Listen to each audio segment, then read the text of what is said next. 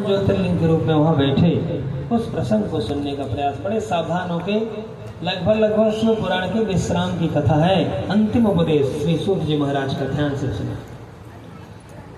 सौराष्ट्रे सोमनाथम च श्रीशैले मल्लिकार्जुनम उज्जैन्यम महाकाल्यम ओंकारममलेश्वरम परल्यां वैद्यनाथं च डाकिन्यां भीमशंकरं सेतुबन्धे तु रामेशं नागेशं दारुकावने वाराणस्यां तु विश्वेशं त्र्यम्बकं गौतमी तटे हिमालये तु केदारं भस्मेशं च शिवालये एतानि ज्योतिर्लिंगानि सायं प्रातः पठे नरः सप्तजन्म कृतं पापं स्मरणेन विनश्यते।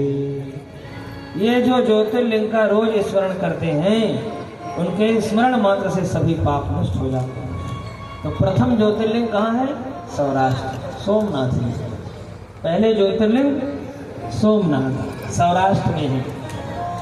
ये वही ज्योतिर्लिंग है जहाँ पर काठियावाड़ का ये वही प्रसिद्ध मंदिर है जिसको महमूद गजनबी ने लूटा था। बाद में भीमसेन ने दोबारा इनकी प्राण प्रतिष्ठा कराई है। ऐसी पावन कथा है कि प्रजापति दक्ष ने अपनी 27 कन्याओं का विवाह चंद्रमा से किया। सोमनाथ जी कैसे विराजमान हुए सौराष्ट्र में, ध्यान से सुनिए। प्रजापति दक्ष ने अपनी 27 कन्याओं का विवाह चंद्रमा से संपन्न किया, लेकिन चंद्रमा बड़ी रानी रोहिणी से ज्यादा स्नेह करते थे। अन्य जो 26 रानियां थी जा करके अपने पिता चंद्रमा से शिकायत कर दी। इनको बड़ा भ्रम हुआ।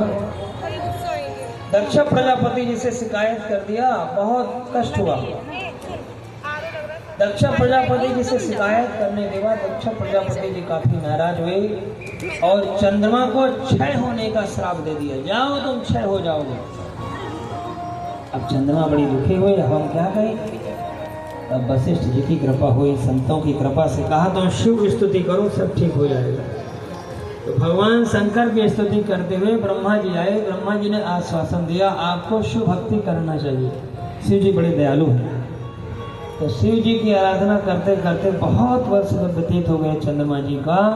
तब भोलेनाथ चंद्रमा के सामने प्रकट हुए। बरमरोही कहा हमारे ससुर जी ने हमको क्षय होने का दक्ष प्रजापति जी ने श्राप दे दिया, आप कुछ कृपा करिए। भोले बाबा ने कहा आप तो क्षय होंगे ही क्योंकि श्राप लगा है, लेकिन तुम अमावस्या में क्षय हो जाओगे कृष्ण पक्ष में, लेकिन शुक्ल पक्ष में एक एक कला तुम्हारी बढ़ती जाएगी और पूर्णमासी को तुम पूर्ण चंद्रमा के रूप में तुम पूर्ण परिपूर्ण हो जाओगे। मेरा आशीर्वाद, भोले बाबा का आशीर्वाद से पूर्ण चंद्रमा आप लोगों को पूर्णमासी को देखने को मिलता है। तो कृष्ण पक्ष में घटता है और शुक्ल पक्ष में बढ़ता हुआ चंद्रमा दिखाई दिया। बहुत प्रसन्न हुए चंद्रमा और कहने लगे महाराज बस मेरी एक प्रार्थना है, आप हमेशा हमेशा के लिए यही ज्योतिर्लिंग के रूप में विराजमान हो जाइए। जो भक्त लोग आपका दर्शन करेंगे और जल चढ़ाएंगे उनकी संपूर्ण मनोकामनाएं परिपूर्ण हो। बोले बाबा तथास्तु कहा और हमेशा हमेशा के लिए अपना डेरा सोमनाथ में जमा लिया। बोले भक्त वत्सल भगवान की